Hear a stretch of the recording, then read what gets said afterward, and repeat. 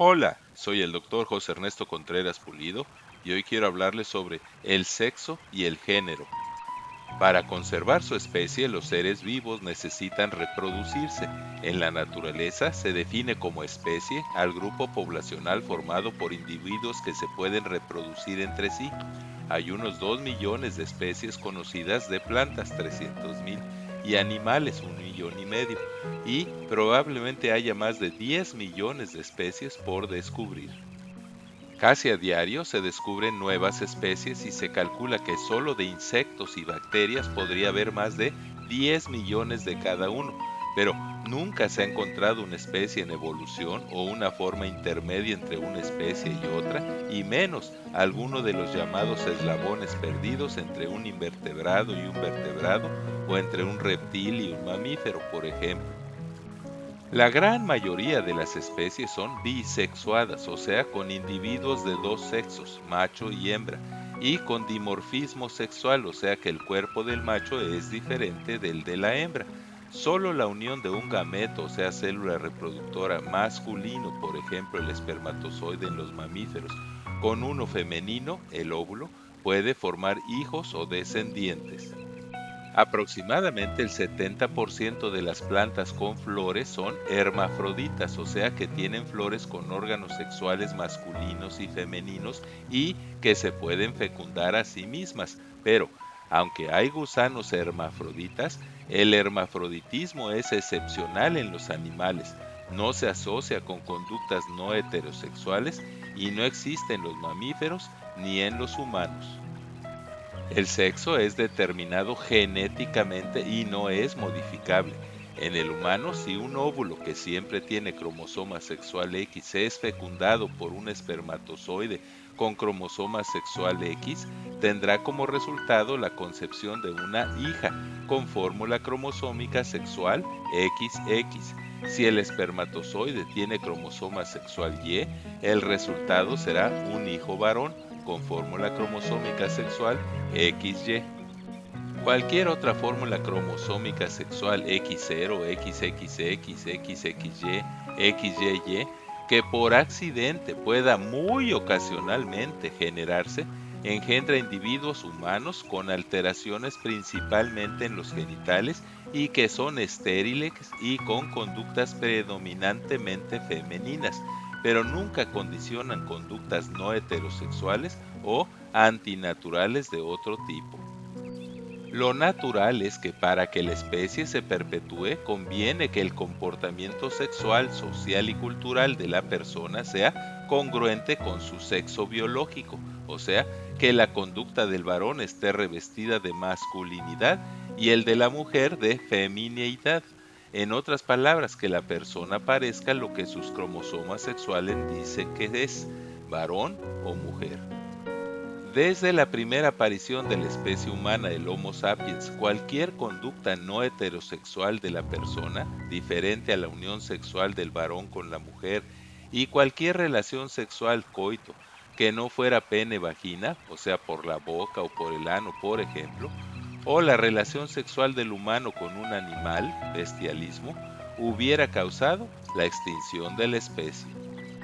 Desde los tiempos de Sodoma y Gomorra alrededor del 2000 a.C., ya está documentada en las literaturas de varias culturas antiguas que había personas con conductas no heterosexuales y actualmente, en diferentes encuestas de población de los 5 continentes, entre el 1 y 3,6% de la población se declaran gays o LGBT, o sea, lesbianas, gays, bisexuales o transgénero.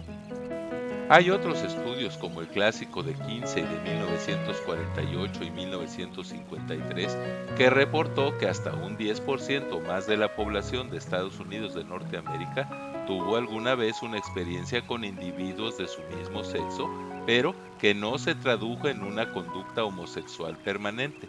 Actualmente se reconoce que la conducta no heterosexual después de la adolescencia es casi irreversible.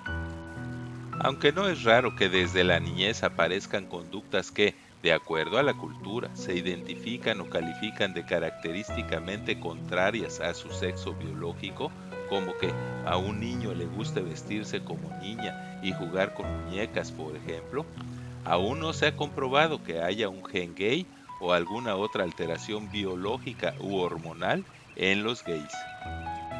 Hay estudios de gemelos idénticos con una información genética idéntica en los que un gemelo se hizo gay y el otro siguió como heterosexual.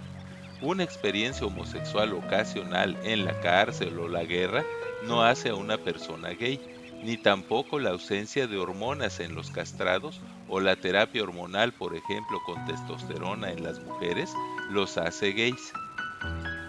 La conclusión es que las conductas no heterosexuales no están determinadas por los genes y que por lo tanto son conductas adquiridas que alteran la conducta sexual, social y cultural de los gays y que pueden asociarse a conductas bisexuales, homosexuales, lesbianismo en las mujeres, travesti o transgénero en general.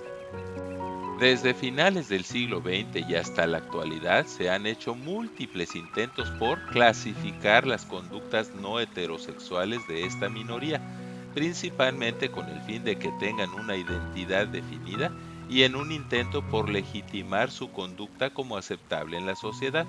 Con este fin se desarrolló el concepto de la identidad de género. La identidad de género es el sexo psicológico con el que una persona se identifica y que puede o no coincidir con su sexo biológico determinado cromosómica y genéticamente. Se asocia con los conceptos de sexo biológico, que es el genital, la identidad de género, que es la conducta de la persona, y la expresión del género, que tiene que ver con los roles culturales que se le asignan a cada sexo. En la mayoría de las sociedades la conducta sexual es binaria, o sea, o varonil o femenina, pero cuando la conducta del individuo no cabe en ninguna de las dos, entra el concepto de transgénero, concepto aún no bien definido, pero que es la persona que tiene incongruencia entre su identidad de género, o sea, su conducta, y su sexo biológico, que es genético y cromosómico. El debate se ha centrado en si conviene o no clasificar los tipos de transgénero, pues algunos creen que promueve la estigmatización y la discriminación, o sea, la homofobia. Los géneros más conocidos son heterosexualidad, homosexualidad y lesbianismo en las mujeres, bisexualidad y transexualidad, que son los que pretenden cambiar su sexo con cirugía y terapias hormonales. Lo más importante es enfatizar que la identidad de género la define y establece cada persona y no es ni heredada ni causada por la sociedad. Cada individuo es libre y responsable de identificarse como varón, mujer o persona transgénero. Todos tienen iguales privilegios y derechos humanos y todos son responsables de las consecuencias de su conducta. Dios en la Biblia es muy específico cuando dice que todo pecador, sea heterosexual u homosexual, nace condenado a sufrir tanto en forma terrenal como eterna las consecuencias de sus conductas destructivas y que el único remedio universal para sus males físicos, mentales y espirituales es creer, aceptar, recibir y confesar a Jesucristo como su gran Dios y Salvador. La Biblia enseña que todos, tanto por la herencia adámica como por los pecados voluntarios, somos pecadores. Y el alegar que uno así nació, heterosexual, homosexual, etc., de ninguna manera nos justifica ante Dios. La conclusión es que todos necesitamos salvación, para todos hay salvación, y todos podemos alcanzarla por la gracia y la fe en Jesucristo. Muchas gracias por su atención. Y es mi oración que Dios les siga bendiciendo ricamente. Amén. Así sea.